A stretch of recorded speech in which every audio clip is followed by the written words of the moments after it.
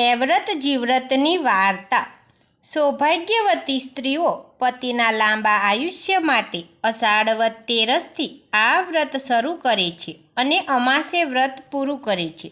સવારે સ્નાન કરી પાણિયારે એવ્રત જીવ્રત માનું નામ લઈ ઘીનો દીવો કરવો, પતિના આયુષ્ય માટે પ્રાર્થના કરવી, વ્રતના દિવસે અન્ન ન લેવું, ફળો ખાવા, રાતે જાગરણ કરવું અને માના ભજન કીર્તન ગાવા। આ વ્રત 5 વર્ષ કરવું, 5 વર્ષે ઉજવણું કરવું।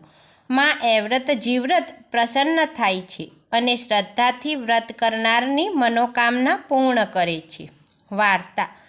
ભક્તિપુર ગામમાં ધર્મદાસ નામે એક ધનિક બ્રાહ્મણ રહેતો હતો। તેની પત્નીનું નામ જ્ઞાનવતી હતું। તેને ત્યાગરાજ નામે એક પુત્ર હતો। એક પ્રખર જ્યોતિષીએ આ પુત્રનું એવું ભવિષ્ય ભાંખેલ કે જ્યાં સુધી ત્યાગરાજ કુંવારો રહેશે ત્યાં સુધી જીવશે અને પરણશે તો મોતને વરશે।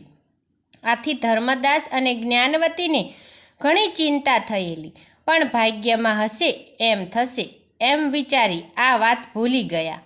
ત્યાગરાજ ઘણો તેજસ્વી હતો। એ યુવાન થયો ત્યારે વૈરાગ્યનગરમાં તેની સગાઈ થઈ। થોડા સમયે એના લગ્ન થયા। એની પત્નીનું નામ શ્રદ્ધા હતું।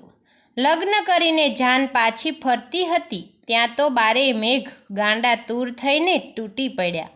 જાનૈયા જીવ બચાવવા આડાઅવળા થઈ ગયા। ત્યાગરાજ તેની પત્નીનો હાથ ઝાલીને કેડ કેડ સમાણા પાણી વીંધતો તેને એક મંદિરમાં લઈ ગયો। પરસાળમાં પગ મૂકતા જ એક સાપે ત્યાગરાજને ડંસ દેતા તે તત્કાલ મરણને ચરણ થયો। પત્ની પતિના શબનું માથું ખોળામાં લઈ કારમો વિલાપ કરવા લાગી। મંદિરમાં પાણી ભરાતું જોઈ બારણા બંધ કરી દીધા।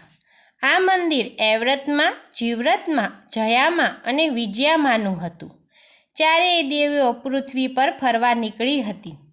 મધરાતે એવ્રતમાં આવ્યા। બારણા બંધ જોઈ સાથ દીધો, મારા મંદિરમાં હોય એ બહાર આવ, નહીતર શ્રાપ દઉં છું।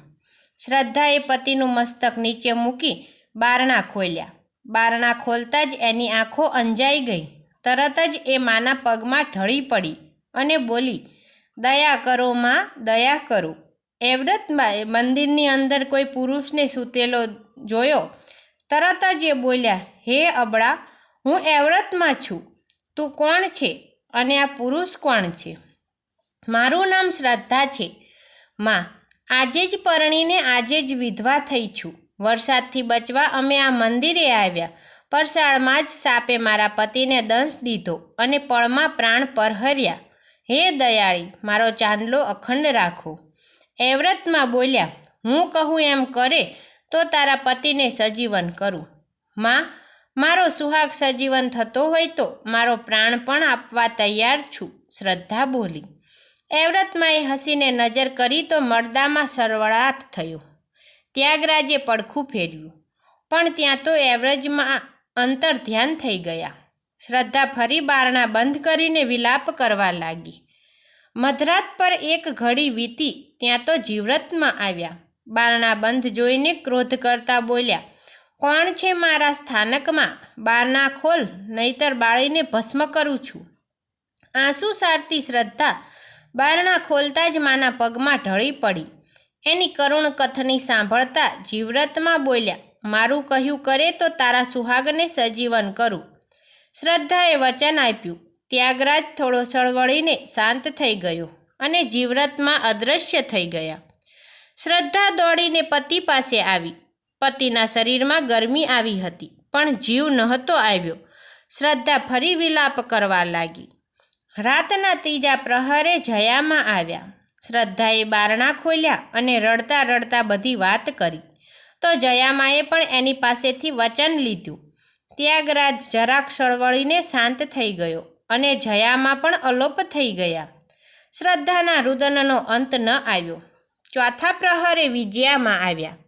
શ્રદ્ધાએ માને પગે લાગીને પોતાના પતિને સજીવન કરવા આજીજી કરી। ત્યારે વિજયામાએ પ્રથમ વચન લીધું, પછી એના પતિ પર હાથ ફેરવ્યો। થોડી જ વારમાં ત્યાગરાજ આળસ મરડીને બેઠો થઈ ગયો। પતિ પત્ની માના ચરણમાં ઢળી પડ્યા। માં થોડી વારે અંતર ધ્યાન થઈ ગયા. શ્રદ્ધાએ પોતાના પતિને ચારેય વચનની વાત કરી. ત્યાગરાજે પણ ખુશીથી હા પાડી, કારણ કે ચારેય દેવીના પ્રતાપે જ એ સજીવન થયો હતો. સવાર થતાં ભક્તિપુર ગામનો એક ખેડૂત મંદિરે દર્શન કરવા આવ્યો. એણે ત્યાગરાજને જીવતો જોયો તો તરત જ ગામમાં ગયો અને તેના માતા પિતાને વાત કરી કે સર્પદંશથી મૃત્યુ પામેલો ત્યાગરાજ જીવતો છે. આથી ધર્મદાસ અને જ્ઞાનવતી મંદિરે આવ્યા. શ્રદ્ધાએ સાસુ સસરાને બધી વાત કરી. દેવી પ્રસન્ન થયા અને પુત્ર સજીવન થયો એ જાણી માતા પિતાના હર્ષનો પાર ન રહ્યો.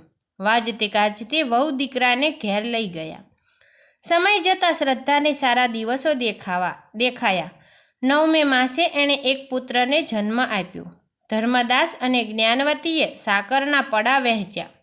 હવે વાત એમ બની કે રાતના પ્રથમ પ્રહરે એવ્રતમાં શ્રદ્ધાના ખાટલા પાસે આવ્યા અને બોલ્યા, દીકરી, હું એવ્રતમાં છું. તે મને વચન આપ્યું હતું. હું તારો પુત્ર લેવા આવી છું. શ્રદ્ધાએ બંને હાથ જોડીને માને વંદન કર્યા અને દીકરો આપી દીધો, કારણ કે એ વચને બંધાઈ હતી. સવાર પડતાં જ્ઞાનવતીએ આવીને જોયું તો વહુના પડખામાં દીકરો ન મળે. એ તો ગભરાઈ ગઈ. શ્રદ્ધાએ સાચી વાત કહી, પણ જ્ઞાનવતીના ગળે વાત ન ઉતરી. એણે તો રડી રડીને આખું ગામ ગજવી મૂક્યું અને બૂમો પાડવા લાગી કે મારી વહુ ડાકણ છે, મારા પોતરાને ભરખી ગઈ, ઉપરથી દેવીનું બહાનું કાઢે છે. થોડા દિવસ વીત્યા. ત્યાં શ્રદ્ધાને ફરી દિવસ રહ્યા. પૂરા માસે દીકરો જન્મ્યો. એ દીકરો જીવ્રતમાં લઈ ગયા. જ્ઞાનવતીએ વહુને ડાકણ ડાકણ કહીને ફરી આખું ગામ ગજવ્યું અને નક્કી કર્યું કે હવે તો હું જ ચોકી કરીશ. સમય જતાં શ્રદ્ધાએ ત્રીજા દીકરાને જન્મ આપ્યો. જ્ઞાનવતી ખાટલા પાસે બેસીને ચોકી કરે છે. જયામાએ ધારણા મૂક્યું તો બધા જ ઊંઘી ગયા અને જયામાં દીકરાને લઈને અંતર ધ્યાન થઈ ગયા. સવારે જાગીને જુઓ તો દીકરો ન મળે. સાસુ તો સંતાપ કરવા લાગી, પણ કાંઈ ન વળ્યું. ચોથી વાર જ્ઞાનવતીએ રાજાને ચોકી કરવા બોલાવ્યો.